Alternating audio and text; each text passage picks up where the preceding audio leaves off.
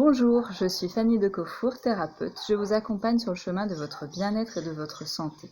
Et aujourd'hui, j'ai envie de vous parler d'un outil très précieux qui est le dictionnaire des malaises et des maladies.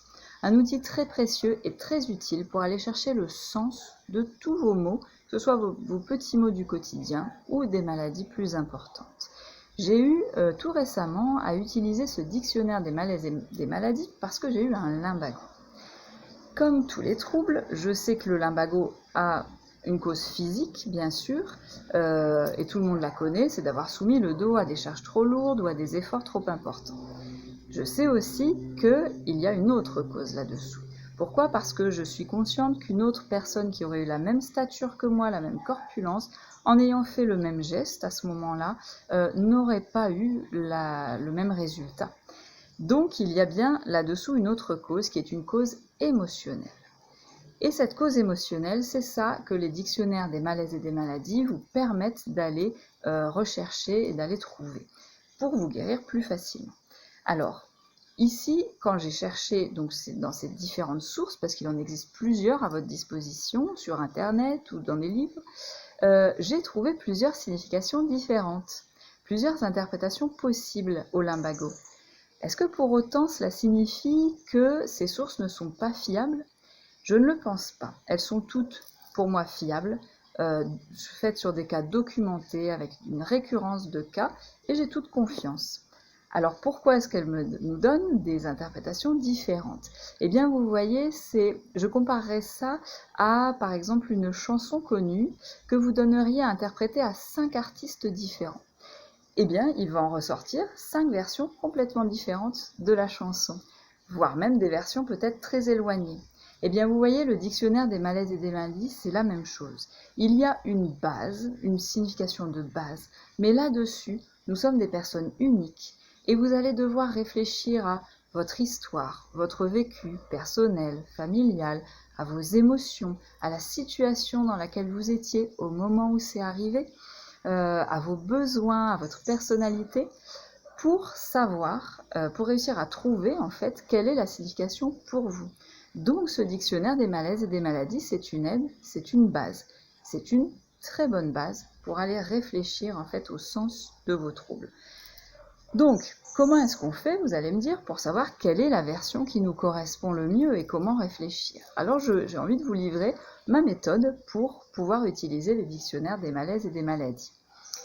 Ce que je vous propose quand vous voulez réfléchir à un trouble que vous avez en utilisant cet outil, c'est d'abord de vous recentrer sur vous-même, car vous allez avoir besoin de votre intuition et de votre ressenti pour trouver les réponses. Donc pour vous recentrer sur vous-même, si vous avez l'habitude de faire de la méditation, vous pouvez faire quelques minutes de méditation, ou bien alors quelques respirations conscientes, les mains sur le ventre. On inspire et on expire par le nez, en gonflant le ventre et en rentrant le ventre à l'expiration.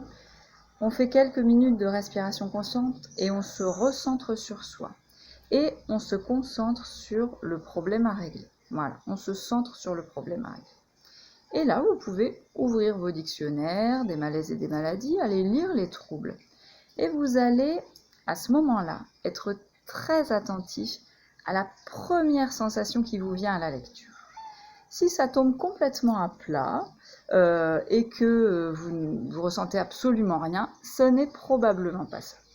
Si en revanche vous ressentez quelque chose et que juste après vous dites non, non, pas du tout, alors c'est probablement ça. Parce que le non, non, pas du tout, c'est probablement votre mental qui va venir vous empêcher d'aller chercher, d'aller débusquer cette cause. Et oui, parce que en débusquant une cause, il va falloir opérer des changements, ça va peut-être vous chambouler un peu. Donc, le mental souvent intervient. Et c'est pour ça qu'il vous faut être très attentif à la première sensation. Dès que vous ressentez quelque chose, alors vous pouvez y aller, vous dire que c'est une bonne piste. Et là, je vous conseille d'écrire. Vous écrivez tout de suite, dans un carnet ou un cahier, vous écrivez ce que dit le dictionnaire des malaises et des maladies. Et puis, une fois que c'est fait, vous vous lancez dans tout ce qui vous vient, dans écrire tout ce qui vous vient par rapport à vous. C'est-à-dire dans quelle situation vous étiez, pourquoi est-ce que ça vous parle, pourquoi est-ce que vous avez pu avoir ce trouble, qu'est-ce qui s'est passé à ce moment-là, avec qui vous étiez, enfin tout ce qui vous vient, même si ce ne sont que des images ou quelques mots, etc.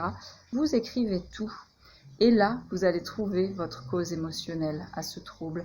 Vous allez trouver ce qui cloche, ou en tout cas, vous allez vous en approcher. À partir du moment où vous vous en approchez, vous allez pouvoir le guérir beaucoup plus facilement. Alors, prendre conscience de la cause du trouble ne permet pas, malheureusement, de le guérir. En revanche, il va permettre de le guérir plus facilement et il va permettre d'opérer des changements pour ne pas retomber dans le même écueil la prochaine fois. Donc là, si on prend l'exemple du lumbago, une fois que j'ai trouvé, identifié cette cause émotionnelle, parce que je venais toucher à un besoin qui était fort pour moi, qui était le besoin de liberté, un besoin que je connais, eh bien, j'ai pu recaler dans un soin énergétique le corps émotionnel avec le corps physique, et le lumbago a été guéri. Alors que si j'étais simplement allée me faire manipuler, c'est-à-dire aller traiter uniquement la cause physique, alors là, deux possibilités, soit ça ne fonctionne pas, ou alors ça fonctionne, mais ça va revenir. Ça va revenir de la même manière ou sous un autre trouble, probablement aussi dans le dos, mais ça va revenir. Donc je vous encourage vivement à utiliser le dictionnaire des malaises et des maladies. Et une fois que vous trouvez votre cause émotionnelle, vous pouvez ensuite accéder à la cause mentale. Qu'est-ce que c'est la cause mentale? C'est la croyance ou la peur parfois qui vous a fait tomber dans cette émotion-là, qui vous a fait tomber dans cette situation, cette émotion. Qu'est-ce que vous croyez qui correspond en fait à cela? Et par quelle croyance vous pourriez remplacer cette croyance qui visiblement vous dessert? Donc ça, c'est vraiment la dernière partie pour aller encore plus loin. Mais commencez par réfléchir à l'aide des dictionnaires des malaises et des maladies sur vos troubles. C'est un premier grand pas vers une guérison qui va être durable et vers une guérison qui va être beaucoup plus complète. Voilà, donc je vous encourage vivement à le faire. J'espère que cette vidéo vous a plu. Auquel cas, n'hésitez pas à la partager. Et je vous dis à bientôt sur Fanny Harmonie Thérapie. Prenez soin de vous.